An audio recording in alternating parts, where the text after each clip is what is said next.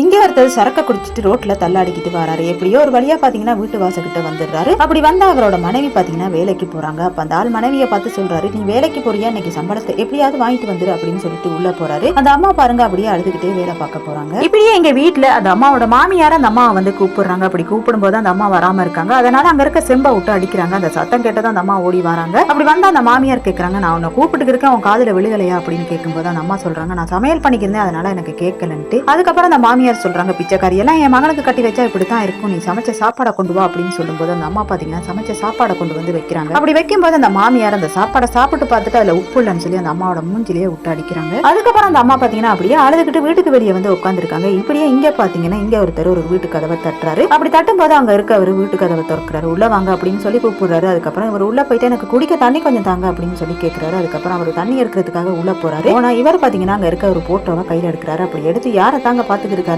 பார்த்தா அந்த அம்மாவை இவர் தாங்க முதல்ல லவ் பண்ணிருப்பாரு. அதுக்கப்புறம் இந்த அம்மா வந்து வேற ஒருத்தரை திருமணம் பண்ணிருப்பாங்க. இதை பார்த்தோன்னா ரொம்ப ஷாக் ஆகி அவர்கிட்ட வந்து இந்த அம்மாவை வந்து விசாரிக்கிறாரு. அதுக்கப்புறம் அவர் எல்லா கதையும் சொல்றாரு. அதுக்கப்புறம் அந்த அம்மாவோட வீட்டை தெரிய அவர் வராரு. அதுக்கப்புறம் அந்த அம்மா பாத்தீங்கன்னா அப்படியே வீட்டுக்கு வெளியவே உட்காந்துருக்காங்க. இதை பார்த்தா அவர் ரொம்ப கண் கலங்கி பக்கத்துல வராரு. அப்படி பக்கத்துல வந்து அந்த அம்மாவை பாக்குறாரு. அந்த அம்மாவை பாத்தீங்கன்னா அவரை பார்த்ததுன்னா ஓடி வந்து அவரோட காலை கட்டி பிடிச்சு அழ ஆரம்பிக்கிறாங்க. இவரும் பாத்தீங்கன்னா அந்த அம்மாவை பார்த்தோன்னா கண் கலங்கி அழுகுறாரு. அதுக்கப்புறமா இவர் அந்த அம்மாவை பார்த்து கேட்கிறாரு, எதுக்காக இப்படி பண்ண அப்படின்னு கேட்கும்போது அந்த அம்மா சொல்றாங்க, எல்லாத்துக்கும் நினைக்கிற வாழ்க்கை அமையாது, என்னோட வாழ்க்கை இப்படியே போகட்டும், நீ யாரையாவது திருமணம் பண்ணி சந்தோஷமா இரு அப்படின்னு சொல்லி அவர் அங்க இருந்து அனுப்பி வைக்கிறாங்க.